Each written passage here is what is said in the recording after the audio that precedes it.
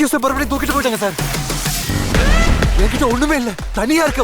உன் கையில நீளமா ஒண்ணு கொடுத்துருக்காங்களே, ரொட்டி சொல்றதுக்கா? எடுத்துட்டு போயா துப்பாக்கியா?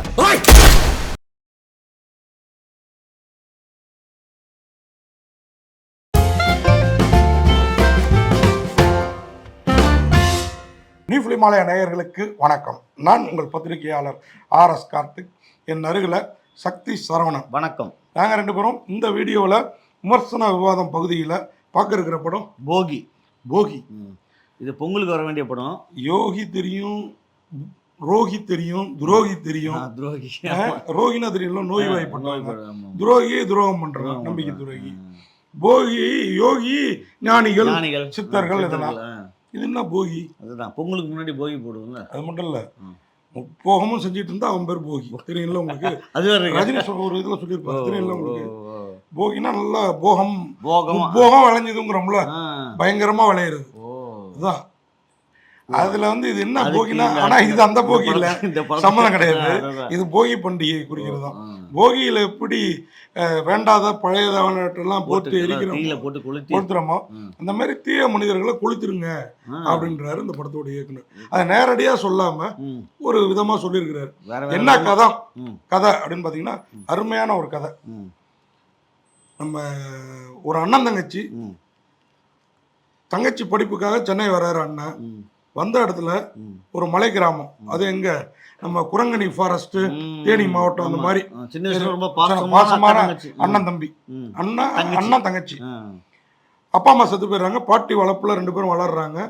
ஒரு கட்டத்துக்கு மேல தங்கச்சி தமிழ்நாடு ஃபர்ஸ்ட், ஸ்டேட் ஃபர்ஸ்ட், நீட்டு கிட்டு எதுவும் போட்டு குழப்படி பண்ணாம சீட்டு கிடைச்சிது.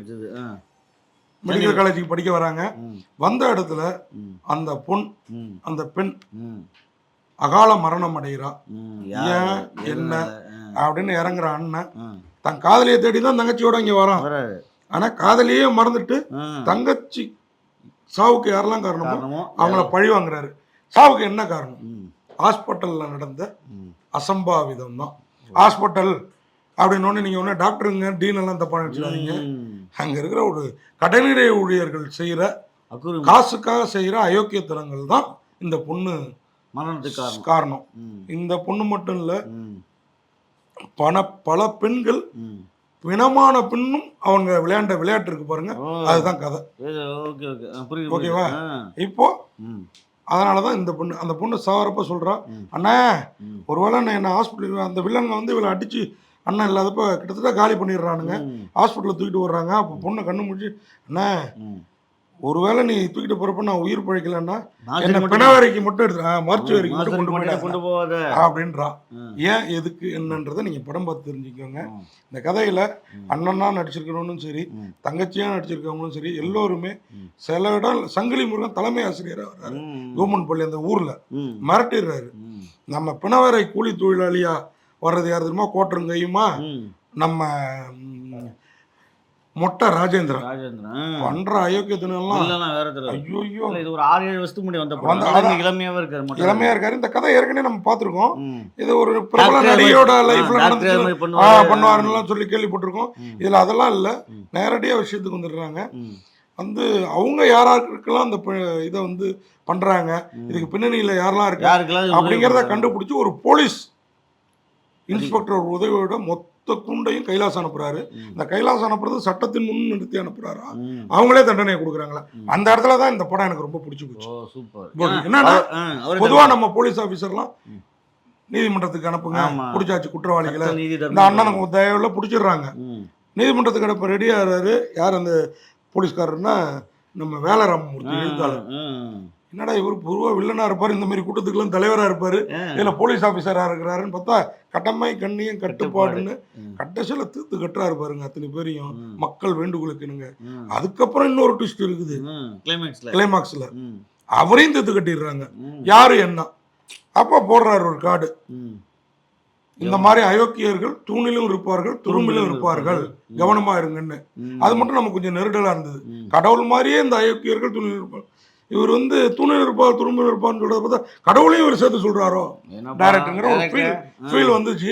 நான் இப்படிப்பட்ட ஃபீல் இருந்தா தானே நீங்க இந்த படத்துக்கு என்ன டைட்டில் வச்சிருந்தாரு, எவனும் புத்தன் இல்லைன்னு வச்சிருந்தாரு. எவனும் புத்த நிலை தான் போகியா ஆமா. பாருங்க நீங்க கரெக்டா சொன்னீங்க. இல்ல அதுதான் இப்போ யோசித்தேன் நான். எவனும் புத்திலன்னா அப்புறம் அங்கேயே போயிருங்க, புத்தரை எழுதுறாரு சம்மந்தம் இல்லாம. இல்லை ஒன்றும் அதான் தலைவா, சில விஷயங்களை டச் பண்ணாமல் சில விஷயத்துக்கு சொல்ல முடியாது. சொல்ல முடியாது. ஓகேவா? சரி, ஓகே. நீங்களே ஒரு மெயின் மேட்டர் டச் பண்ணணும்னா சைடெல்லாம் டச் பண்ணிட்டு தானே மெயினுக்கு ஆமா போறீங்க. ஆமா, உண்மைதான். நான் சொல்றது எல்லா விஷயத்துலையுமே ஓகே, புரியுதா உங்களுக்கு? அந்த மாதிரி தான் இந்த மாதிரி கிளைமேக்ஸ் மிரட்டலுங்க. சூப்பர் சூப்பர் இந்த படம் இன்ட்ரோலுக்கு அப்புறமே சூப்பர். சூப்பர். ஓகே. அதுக்கு முன்னாடி ம். அது மட்டும் என்கிட்ட கேட்காதீங்க, கொஞ்சம் சுமாராக தான் இருக்குது. அங்கதான் ட்விஸ்ட். ஆமா, இது பெரிய ட்விஸ்ட். ஆமா. நபி அவர் தான் ஹீரோ. ஷரத் அவர் இருக்காரு. லப்பர் பந்து சுவாசிகா ஓ ஃபர்ஸ்ட் அவங்க ரெண்டாவது படம். கோரிப்பாளையம் தான் ஃபர்ஸ்ட் படமா. ஒருவேளை புக்கானது இதுவா கூட இருக்கலாம். இருக்கலாம். ஓகேவா? ஆனா அதெல்லாம் தெரியல, அந்த குரல்லாம் கொஞ்சம் பஸ் கிஸ்லாம் தான் பழைய வாடையில இருக்கு. அப்படி பிரமாதமா இருக்கு. பூனம் கவுர் இருக்காங்க, வேல ராமமூர்த்தி, மொட்டை ராஜேந்திரன், சங்கிலி முருகன், MS பாஸ்கர் எல்லோரும் இருக்காங்க. மிரட்டி இருக்காங்க. MS பாஸ்கர் சில இடங்கள் காமெடி நல்லாவே இருக்கு. போலீஸ் ஸ்டேஷன்ல உட்காந்து சில கடிலாம் பண்ணுவாரு. இவரு சிங்கமுத்து இருக்காரு. எல்லாருமே இருக்காங்க. நிறைய ஆர்டிஸ்ட்டுங்க. இந்த ஆர்டிஸ்ட் நட்சத்திர பட்டாளம் இப்படி பார்த்து ரொம்ப நாள் ஆச்சு. அதுக்காகவே அந்த படம் பார்க்கலாம். அதோட ஒரு நல்ல நீதியை சொல்லியிருக்குது. இது எல்லாத்துக்கும் மேல லப்பர் பந்து சுவாசிகா அவங்க தான் கொடூரமா கொலை செய்யப்படுற அந்த மருத்துவக் கல்லூரி மாணவி. அதான் என்னால் தாங்கிக்கவே முடியல. V cinema global networks and like presence இந்த படத்தை வந்து பண்ணியிருக்காங்க. இதை வந்து PGP enterprises, PG Pichaimuthu Pichaimani அவர் தான் வெளியிட்டிருக்கிறாரு. டைரக்ட் பண்ணியிருக்காரு விஜயசேகரன். விஜயசேகரன் யாருன்னா பல படங்கள் வெளிவர்றதுக்கு சின்ன சின்ன பட்ஜெட்டில் வர்ற படங்களை உதவியாக இருப்பார். அவரோட படம் இவ்வளவு தடுமாறி வந்திருக்கு. ஆனா ஒரு நல்ல படத்தை டைரக்ட் பண்ணிருக்காரு. வேலராமூர்த்தியை பேசுறப்ப சொன்னாரு, இந்த மாதிரி டைரக்டர் ஊட்டி வளர்த்த தன்புல தானா வளரும். ஆனா இங்க வந்து ஊட்டி வளர்த்துட்டு வேலராமூர்த்தி சொன்னாருங்க, இந்த மாதிரி டைரக்டர் கையில பெரிய ப்ரொடியூசருங்க காசை கொடுங்க. எனக்கு அது பட்டுது மனசு. செகண்ட் ஹாஃப் அவ்வளவு பிரமாதங்க, நறுக்குன்னு இருந்தது. இந்த படத்துக்கு ராஜா சி சேகர் தான் ஒளிப்பதிவு, சுரேஷ் அரசோட படத்தொகுப்பு. அப்போ முன்பாதையை கூட வெட்டுங்கன்னு சொல்ல முடியாது, பெரிய பட தொகுப்பாளர் அவர்.